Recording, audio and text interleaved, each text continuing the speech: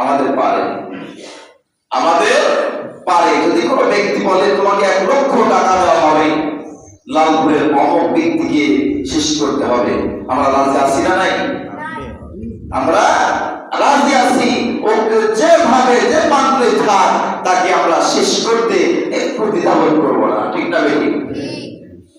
এজন্য সম্মানিত ভাইরা, এই কোরআন যখন নাযিল হলো, যখন এই কোরআনের প্রচার নবীজি করতে লাগলেন, তখন কাফেররা চিন্তা করলো, দিন দিন তো মুহাম্মাদের দলে লোক বেড়ে যাচ্ছে। সুবহানাল্লাহ বলেন।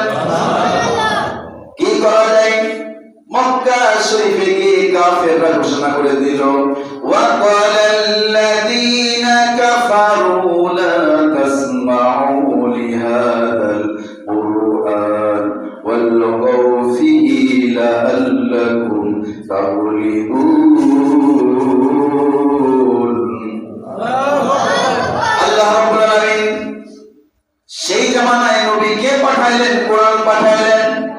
যখন কোরআনের আলোচনা চলতেছিল, রাসূল করিম সাল্লাল্লাহু আলাইহি ওয়াসাল্লামের আলোচনা চলতেছিল, এই সময় কাফেররা ঘোষণা করে দিল, যখন কোরআনের কথা মুহাম্মদ বলতে লাগবে, ও আমার সাথী ভাইরা, ও কাফেররা, ও কুরাইশরা, তোমরা শোনো, তখন তোমরা বেশি করে হাতে তালি দিবা।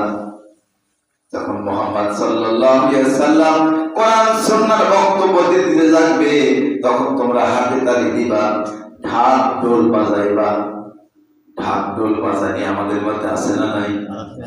না হিন্দুরা বাজাই, মুসলমানও বাজায়। কিছু বিয়ের অনুষ্ঠানে, কাটাকাটি অনুষ্ঠানে, বিভিন্ন অনুষ্ঠানগুলোতে আমাদের পরিবারের মধ্যে এইগুলো বাজায়। এইগুলো কোনো হিন্দু বাজায় না, নামাজের সময়ও এরা বাজায়, আছে না নাই? যদি কোনো হিন্দু বাজাইতো, তাহলে ওই হিন্দু বাংলাদেশে টিকতে পারতো না। এগুলো কারা করে? আমরাই করি। এটা করেছে কাফেররা, এখন এটা আমরাই করি।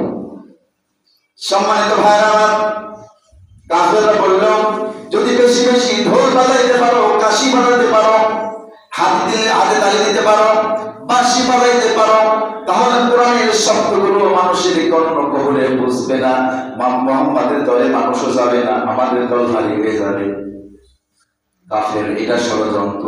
আল্লাহ রাব্বুল আলামিন অপরাধে জানাই দিলেন, ইন্না নাহনু নাযালনা যিকরা ওয়া ইন্না লাহু লাহাফিজুন।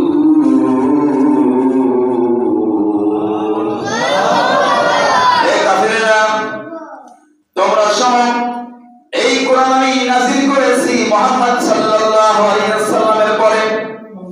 যতই তোমরা ঢোল বাজাও, কাশি বাজাও, আর কোরআনকে দুনিয়া থেকে উৎখাত করতে চাও, তোমরা কখনো পারবে না। কারণ এই কোরআন নাযিল করেছি আমি, আর কোরআন সংরক্ষণ করার দায়িত্ব আমার। কার বলেন? কোরআনের সংরক্ষণ করার দায়িত্ব কার? আল্লাহ। এই জন্য কোরআন নাযিল এত বছর হয়ে যাওয়ার পরেও আল্লাহ রাব্বুল আলামিনের এই কালামের একটা অক্ষর কেউ এখন পর্যন্ত ডুপ্লিকেট কেউ করতে পারে নাই। সুবহানাল্লাহ। তাহলে সেই কোরআনের সংস্পর্শে আসার দরকার আছে না নাই? মৃত্যুর আগে না পরে? মৃত্যুর পরে, মৃত্যুর আগে না। আমি বারবার আপনাদের বলেছি, মৃত্যুর পরে, মৃত্যুর আগে যখন আপনি কোরআনের কাছে আসবেন, রাসূলের সুন্নাহ ধারণ করবেন, তখন আপনি যা আনুগত্য করেন, এই ব্যক্তি আপনাকে দলে নেবে না, এই ব্যক্তি আপনাকে উপকৃত করবে না। এই ভয়ে আমরা না আপনারা কখনোই কোরআনের সংস্পর্শে আসতে চাই না। আর যারা কোরআনের সংস্পর্শে আসে, আমরা তাদেরকে সমাজের মধ্যে হেয় প্রতিপন্ন করি, ঠিক না ঠিক? নিম্ন শ্রেণীর মানুষ মনে করি, ছোট্ট মানুষ মনে করি, কিন্তু এরাই কি বুদ্ধিমান, এরা কি বলেন? বুদ্ধিমান। সম্মানিত ভাইরা, আল্লাহ তাআলা আবার বলেন, হে পৃথিবীর মানুষরা, তোমরা শোনো, আমি যে কোরআন নাযিল করেছি, কোরআন পাঠিয়েছি, যখন কোরআনের কথা আলোচনা করা হবে,